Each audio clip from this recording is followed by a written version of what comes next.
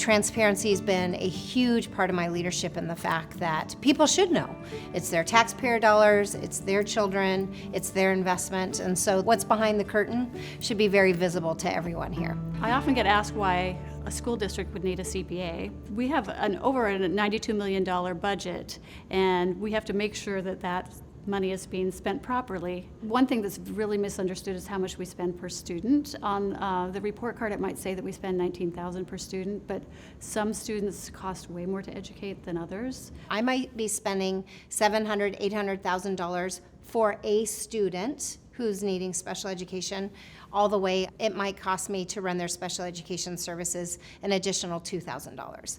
So that's an average number, and it includes everything from the lights to gas costs, to curriculum, to the staffing. People talk a lot about salaries. People say, do you know that 85% of your budget goes to staff? Why aren't you giving it to students? That's who's serving students, is the staff. It's the teachers, it's the bus drivers, it's the people on the playground, it's the para-educators, it's lunchroom, whoever is working with the children. And so what we do try to do is we try to keep as much of the funding directly tied to the schools, directly tied to the classroom, making sure that we're creating offerings that students and families are interested in.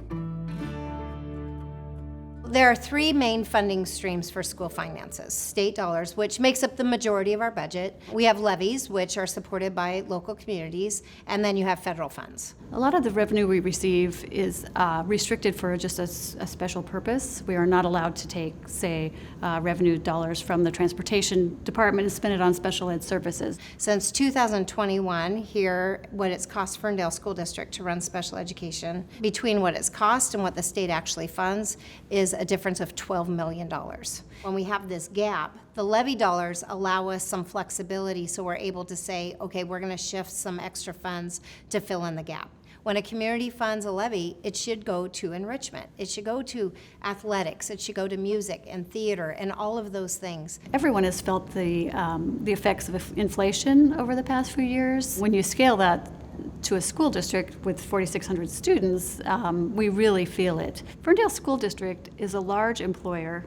We employ over 800 employees. We stretch almost all the way to the Canadian border, down to Bellingham. We also have one of the only remote and necessary schools in Washington State. We work in a really large system, and there's so many pieces that you're not going to see when you walk into a building or when you look on a district's website.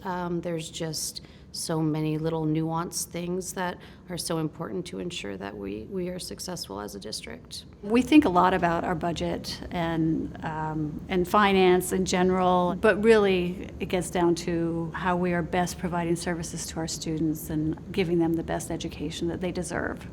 I can see how education becomes very expensive. I know what Tommy has accessed, and I can also understand how he's going to be able to better connect with the community in the future, and that's going to reduce his lifetime expenditures.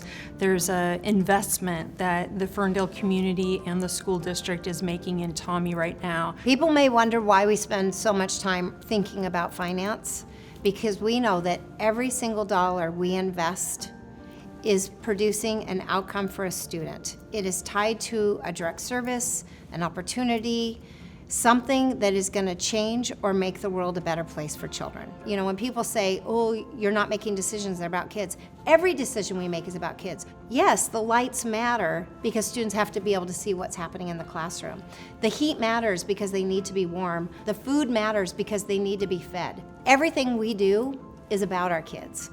And as the budget gets tighter, it becomes even more critical. So we do have a very large budget, and there's concern of how we spend that money, but we strive to be good stewards of that money and make sure we're doing right by it. Schools are businesses. They're very complex organizations that have a lot of different needs. And so we're fighting here today. We're fighting every day.